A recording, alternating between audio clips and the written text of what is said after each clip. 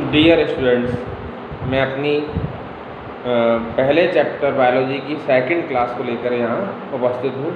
कल हमने बात की कि लिविंग ऑर्गेनिज्म किसे कहते हैं, कोई लिविंग कौन कौन सी प्रॉपर्टी को शो करता है जिसकी वजह से वो लिविंग है। कई सारे कैरेक्टर हमने डिस्कस किए, ग्रोथ, रिप्रोडक्शन, कॉन्शियसनेस, बहुत सारी चीज़ें थी जो मेटाबॉलिज्म जो लिविंग होने के लिए ज़रूरी होते हैं। आज हम एक दूसरा टॉपिक लेते हैं कि इस पृथ्वी पर कितने प्रकार के लिविंग मौजूद हैं। अगर उनकी गणना की जाए तो हमारे पास एक बहुत बड़ी संख्या निकल कर आती है। एक अनुमान के तहत हमारी पृथ्वी पर 1.2 मिलियन टाइप के एनिमल्स और लगभग 0.5 मिलियन प्रकार के प्लांट मौजूद हैं।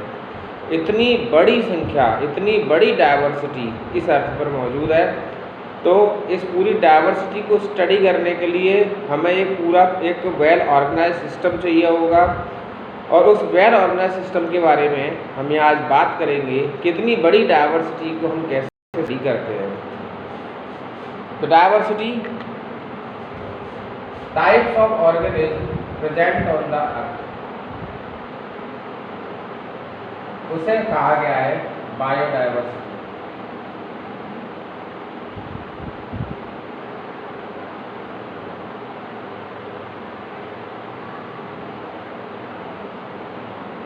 दूसरा, डाइवर्सिटी की जो स्टडी है उसके लिए जो well maintained, well organised plan तैयार किया गया है उसको कहा गया है सिस्टमैटिक, यानी कि स्टडी ऑफ बायोडाइवर्सिटी को हम सिस्टमैटिक कहते हैं। अगर हम सिस्टमैटिक को प्रॉपरली डिफ़ाइन करने की कोशिश करें तो प्रॉपरली डिफ़ाइन करने का मतलब होता है कि ऑर्डर और sequence in the scientific study that attempt recognize, describe, name and arrange the organism in a organized plan. Systematic को कह सकते हैं sequence of scientific study which aim, इसका उद्देश्य होता है recognize, पहचानना, टू डिस्क्राइब, उसका वर्णन करना,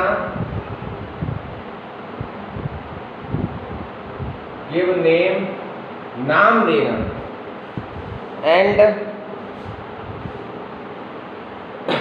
arrange the in well organised plan.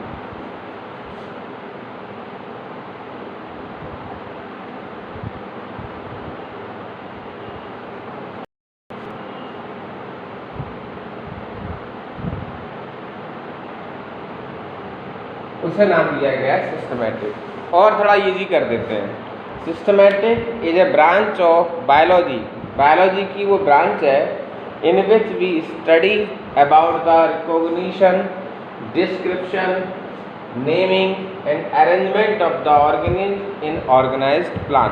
कुल मिलाकर सिस्टमैटिक बायोलॉजी की एक ऐसी ब्रांच है जिसमें हम किसी भी ऑर्गेनिज्म को जो नया खोजा गया है उस नए ऑर्गेनिज्म को पहचानने का काम करते हैं, उस नए ऑर्गेनिज्म को डिस्क्राइब करने का काम करते हैं, उसके करैक्टर के बेस पर उसको एक पर्टिकुलर नाम देने की कोशिश करते हैं और उसको पहले से ऑर्गेनाइज्ड जो प्लान है हमारा उसमें अरेंज करने की कोशिश करते हैं, अर्थात उसका क्लासिफिकेशन करने का काम करते हैं। तो बायोलॉजी की उस ब्रांच को हमने नाम दिया सिस्टमैटिक। जैसा कि ये डेफिनेशन शो कर रही है कि सिस्टमैटिक में 4 चीज़ें की गई। एक तो रिकॉग्निशन का काम किया, डिस्क्रिप्शन का काम किया गया, नेमिंग का काम किया गया और उसको एक ऑर्गेनाइज्ड प्लान में अरेंज करने का काम किया गया। तो सिस्टमैटिक के भी 4 कंपोनेंट हैं, एक आइडेंटिफिकेशन, एक क्लासिफिकेशन, एक नॉमेनक्लेचर और एक टैक्सोनॉमी। ये सिस्टमैटिक के 4 स्टेप्स हैं, 4। सबसे पहले हम बात करते हैं आइडेंटिफिकेशन। आइडेंटिफिकेशन पहला कंपोनेंट है, कोई भी ऑर्गेनिज्म हमें प्राप्त होता है तो सबसे पहले जो स्टेप फॉलो किया जाता है वो स्टेप होता है आइडेंटिफिकेशन। आइडेंटिफिकेशन का मतलब होता है किसी भी ऑर्गेनिज्म को उसके मॉर्फोलॉजिकल यानी कि एक्सटर्नल, एनाटॉमिकल मतलब इंटरनल कैरेक्टरिस्टिक के बेस पर एग्जामिन करना, वो कहलाता है, उसको हम आइडेंटिफिकेशन कहते हैं। तो आइडेंटिफिकेशन का मतलब होता है examine the organism on the basis of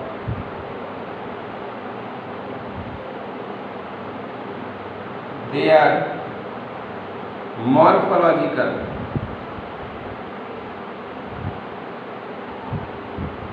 means external and anatomical means internal features. That is the first step, identification. Then the second step, classification. Classification वैसे मैंने बताया कि हमारी पृथ्वी पर, हमारी अर्थ पर 1.2 मिलियन एनिमल और 0.5 मिलियन प्लांट्स अभी खोजे जा चुके हैं और बहुत से ऑर्गेनिज्म हैं जो कि हर साल खोजे जाते हैं और आगे जाकर खोजे भी जाते रहेंगे। तो इतनी बड़ी डाइवर्सिटी को हमें याद रखना, हमें समझना एक बहुत ही डिफ़िकल्ट टास्क है और उसके लिए हम किसी भी ऑर्गेनिज्म को एक पर्टिकुलर ग्रुप्स में डिवाइड करने का काम करते हैं। तो क्लासिफिकेशन एक सेकंड स्टेप है जो कि सिस्टमेटिक का पार्ट है और इसमें हम किसी भी ऑर्गेनिज्म को साइंटिफिकली एक पर्टिकुलर ऑर्डर में, साइंटिफिकली पर्टिकुलर ग्रुप्स में डिवाइड करते हैं उनके कैरेक्टरिस्टिक के बेस पर। तो क्लासिफिकेशन का मतलब होता है scientifical ordering of organism in different group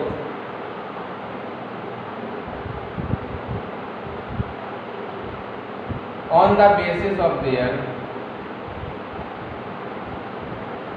similar and dissimilar feature.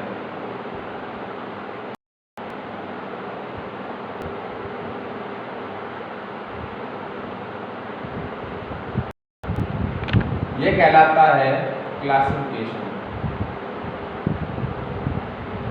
और ये क्लासिफिकेशन आइडेंटिफिकेशन के द्वारा संभव नहीं है क्योंकि पहले कोई भी ऑर्गेनिज्म खोजा जाता है तो उसको एग्जामिन किया जाता है उसके मॉर्फोलॉजिकल और एनाटॉमिकल कैरेक्टर के आधार पर।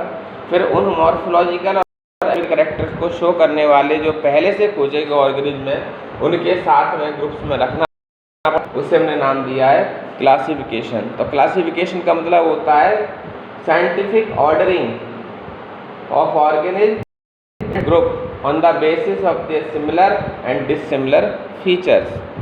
तीसरा स्टेप वो आता है नॉमेनक्लेचर। नॉमेनक्लेचर का मतलब होता है किसी भी ऑर्गेनिज्म को एक पर्टिकुलर नाम देना और कैसा होना चाहिए, ऐसा नाम हो जो पूरी दुनिया में एक ही रूप से जाए, क्योंकि हम जानते हैं दुनिया अर्थ पर अलग अलग देशों की अलग अलग लैंग्वेज है, जिसकी वजह से उनकी जो स्टडी है वो संभव नहीं हो पाएगी अगर हम अलग अलग नामों से किसी और को जानेंगे। तो नॉमेनक्लेचर का मतलब होता है providing a scientific name to the organism।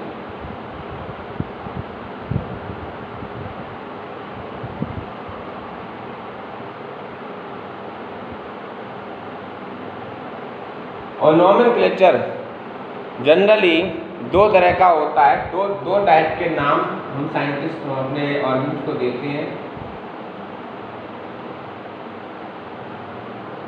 पहले होते हैं कॉमन नेम,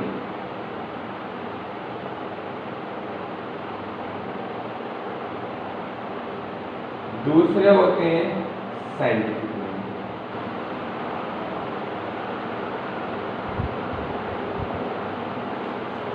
दो प्रकार से हम किसी ऑर्गेनिज्म को नाम दे सकते हैं। जो एक पर्टिकुलर रीजनल नेम होते हैं, जिस जगह पर ऑर्गेनिज्म पाया जाता है और वहाँ उसका हम कॉमन नेम कहेंगे। कॉमन नेम पहले दिए गए थे, जनरेशन टू जनरेशन आगे बढ़ते जाते हैं और इनका पर्टिकुलरली एक रीजन के अंदर इनका इम्पोर्टेंस होता है कि उस रीजन में उस ऑर्गेनिज्म को सभी पहचानते हैं। ये कॉमन नेम है।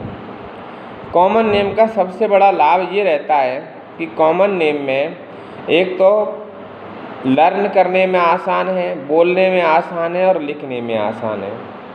दूसरा, ये पर्टिकुलर रीजन में रहने वाले पीपल्स के लिए फैमिलियर हैं, क्योंकि वो नामों को वो जनरेशन टू जनरेशन पढ़ते, सीखते और समझते आ रहे हैं। लेकिन इनकी बहुत सारी कमियां हैं। कमियां क्या हैं कि ये कॉमन नेम जो होते हैं इनसफिशिएंट हैं। इनसफिशिएंट का मतलब होता है अपर्याप्त है। केवल एनिमल और प्लांट जो एक पर्टिकुलर रीजन में पाए जाते हैं उन्हीं के कॉमन नेम दिए जा सकते हैं उस पर्टिकुलर रीजन के लिए। अगर वही ऑर्गेनिज्म किसी दूसरे रीजन में पाया जाएगा तो वहाँ उनकी रीजनल लैंग्वेज के आधार पर दूसरा नाम होगा। इसलिए हम कह सकते हैं कि कॉमन नेम इनसफिशिएंट है। दूसरा, मल्टीप्लिसिटी, अर्थात किसी भी ऑर्गेनिज्म का जो कॉमन नेम होता है वो कई सारे हो सकते हैं। जैसे मैंने अभी बताया, रीजन टू रीजन उसका नाम बदल जाएगा। तीसरी बात, कॉमन नेम उनका जो पर्टिकुलर कॉज ऑफ नेमिंग है वो क्लियर नहीं होती। जैसे मैं एक एग्जांपल लेता हूँ, जैसे डॉग फिश, एक मछली है, डॉग फिश कहते हैं उसे। अब उसका नाम डॉग फिश क्यों रखा गया? ना तो उसकी शेप डॉग जैसी होती है, ना ही वो डॉग की तरह कोई फीचर शो करती है। ऐसी सिल्वर फिश जो होती है ना वो सिल्वर की बनी हुई है, तो उसका नाम ऐसा क्यों रखा गया? जेली फिश का नाम पर्टिकुलरली क्यों रखा गया? तो कुल मिलाकर हम ये कह सकते हैं कि common name show wrong impression, अर्थात उनके नाम का जो कारण है वो पर्टिकुलर नहीं है। तो इन कमियों को दूर करने के लिए हम देते हैं साइंटिफिक नेम। और साइंटिफिक नेम देने का जो मेथड है वो है nomenclature.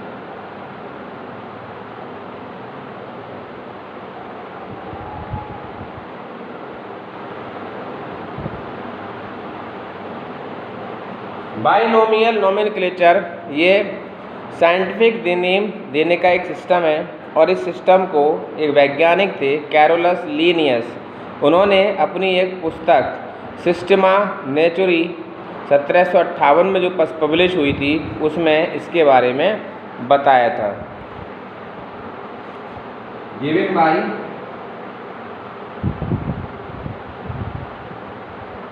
Carolus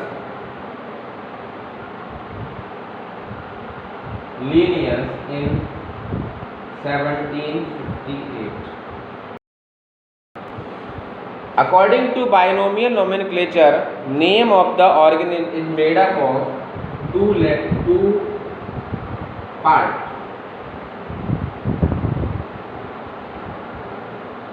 First, generic epithets.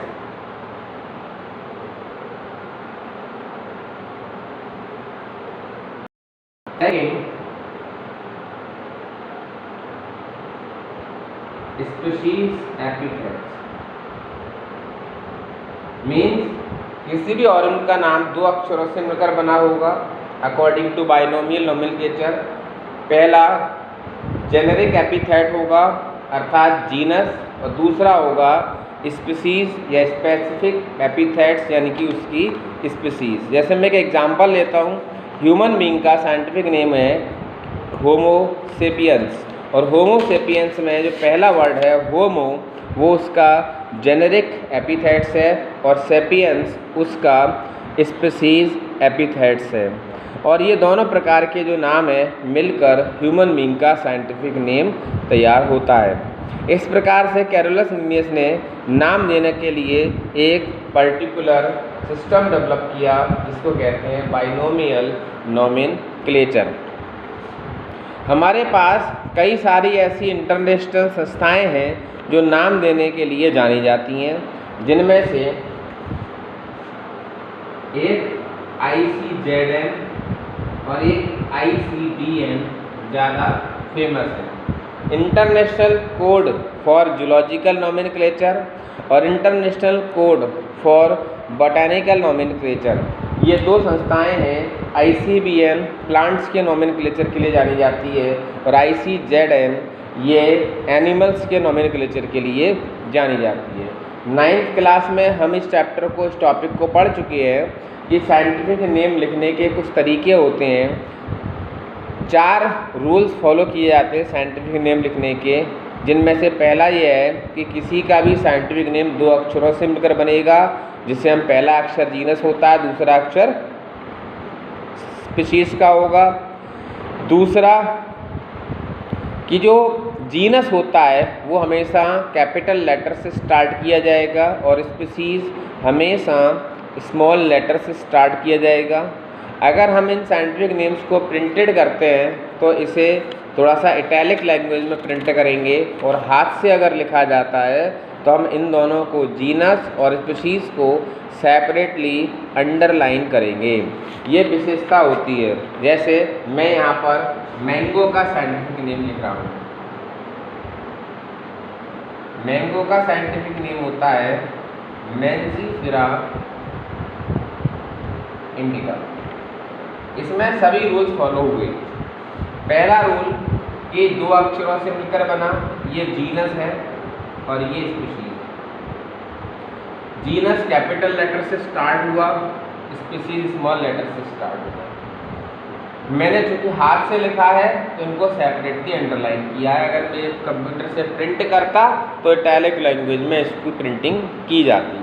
तो इस प्रकार से ये मैंजीफेरा इंडिका, ये मैंगो का साइंटिफिक नेम इस प्रकार लिखा जाता है। एक प्रश्न पूछा जाता है कि साइंटिफिक नेम का क्या इम्पोर्टेंस है, साइंटिफिक नेम हमारे लिए क्यों अच्छे हैं। तो पहला कारण तो ये होता है कि साइंटिफिक नेम पूरी दुनिया में एक ही रूप से जाने जाएंगे। यानी अगर मैं होमो सेपियंस को इंडिया में ह्यूमन बीइंग को होमो सेपियंस कहता हूँ, तो चाहे चाइना की लैंग्वेज कोई सी भी हो, जापान की कोई लैंग्वेज हो, लेकिन वहाँ ह्यूमन होमो सेपियंस के नाम से ही जाना जाएगा। दूसरी बात कि कोई भी नया डिस्कवर्ड एनिमल है उसको अब आसानी से नाम दिया जा सकता है। कैसे कि कोई भी नया डिस्कवर्ड एनिमल है, उसके जीनस और स्पीशीज को मिलाकर उसका नाम तैयार हो जाएगा। तीसरी बात कि जितने भी आपके साइंटिफिक नेम होते हैं वो काफ़ी हद तक ऑर्गेनिम्स के कैरेक्टर्स को भी शो कर देते हैं, क्योंकि जीनस और स्पीशीज़ का डिस्क्रिप्शन उनके कैरेक्टरिस्टिक के बेस पर किया जाएगा। तो ये मैंने 3 जो कंपोनेंट थे सिस्टमैटिक के, आइडेंटिफिकेशन, क्लासिफिकेशन और नोमेनक्लेचर पर मैंने बात की। इनका एक नोट्स मैं प्रोवाइड कर रहा हूँ, इन्हें कॉपी में लीजिए। नेक्स्ट, टैक्सोनॉमी क्या है और टैक्सोनॉमी कैसे की जाती है, इसके बारे में एक सेपरेट टॉपिक, सेपरेट वीडियो मैं आपके लिए अपलोड करूँगा। धन्यवाद।